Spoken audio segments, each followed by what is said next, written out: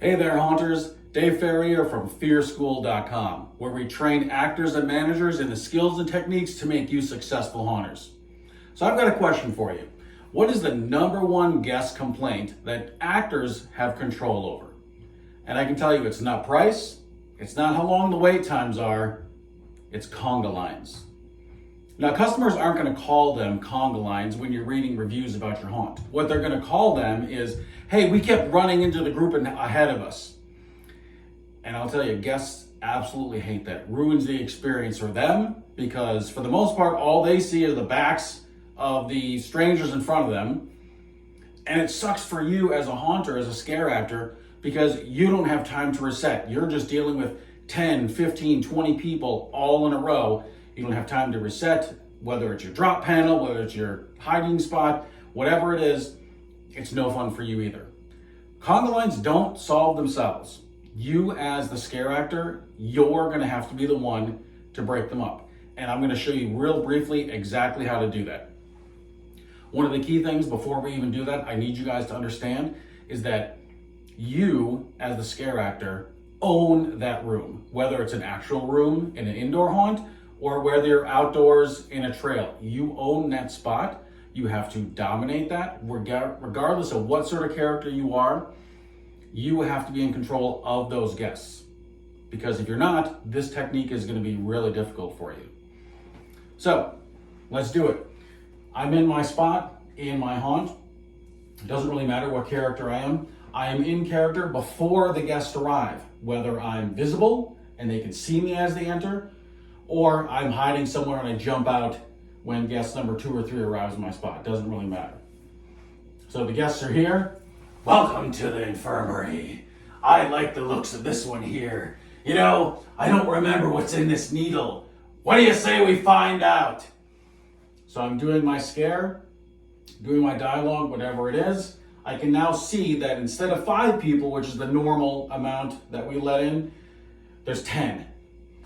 So I'm doing my scare to my first 5. I now need to break up between person 5 and 6 to let this group go and stop these guys and break up that conga line. So here's exactly how I'm going to do it.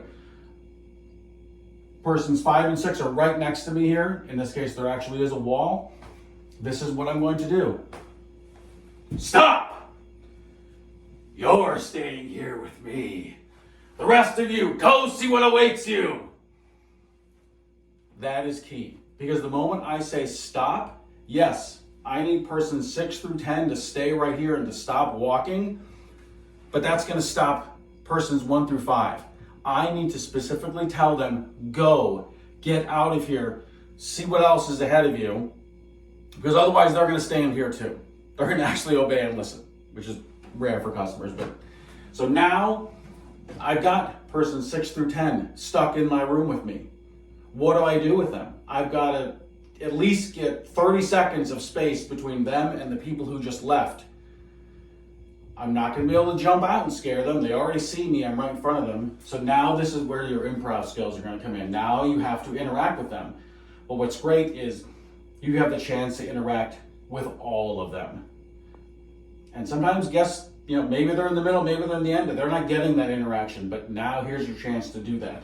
And it really doesn't matter what it is, as long as it's in character and done well. So, now I've got person number 6, 7, 8, 9, 10 in front of me. Look at this one here. I think I want to make this one's face look just like mine. And now I'm stalking. Now I'm moving to persons 7, 8. Maybe I sniff their hair. And I'm telling you what, guests hate that. If you're not sniffing your guests, start sniffing your guests. They absolutely, it freaks them out. And maybe by the time I get to guest number 10, the very last person, I slide in, and again, I'm being big, theatrical. I'm literally now, guest 10 is here, her friends are right here. Go, see what awaits you. Oh, look at they left you all alone. They don't love you, no friends. Again, I'm not gonna keep that guest here for very long. I'm gonna literally step away. Go! Catch up to your so-called friends. So again, I hope that gives you a very visual technique of how to break up a conga line.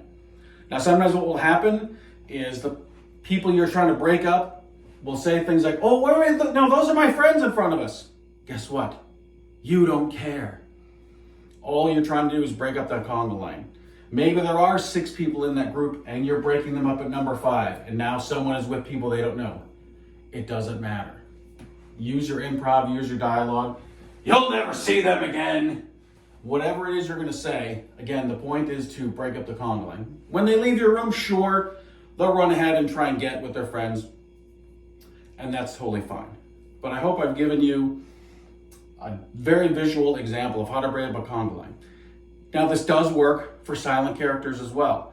You're obviously not going to be able to do the dialogue that you heard me doing. You're going to have to be pantomiming all of this. So again, I'm not saying anything, but I'm literally putting my hand up to the wall, blocking their path. Maybe I do something like this. You're not going. I have to get these people out of here. I'm doing very big motions because it might be dark in my room. Go, get out of here. And now I can do whatever I would normally do as a silent character. Again, sniffing works for silent characters too. Whatever it is you're going to do. So I hope that gives you guys a great example of what it takes to break up a conga line, because you're going to have to do this to make your home successful. This is Dave from fearschool.com. Have a great day.